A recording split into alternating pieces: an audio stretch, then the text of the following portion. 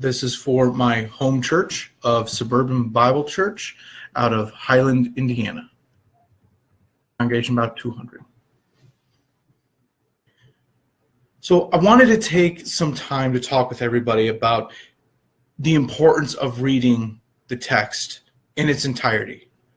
Something I've done recently was I decided to sit down and I read the book of Luke from start to finish in one sitting.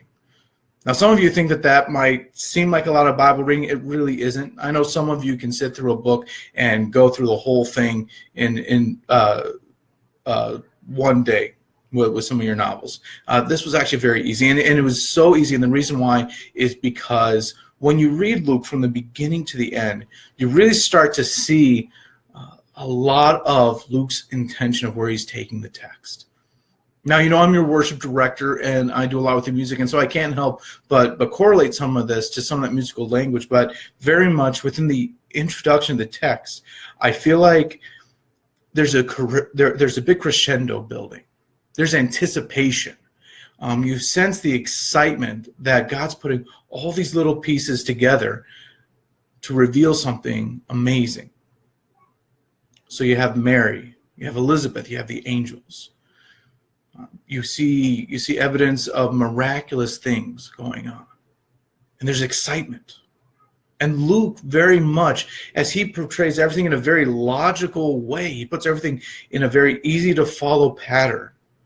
He's explaining where God came from, why he is who he says he is, and then he shows a lot about his ministry, his teachings, and eventually his death and resurrection. But what we're seeing here is all these pieces coming together for God's glory, and his plan coming to fulfillment.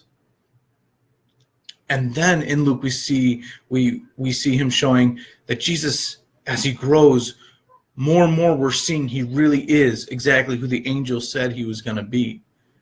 We really see that he's the fulfillment of messianic prophecy.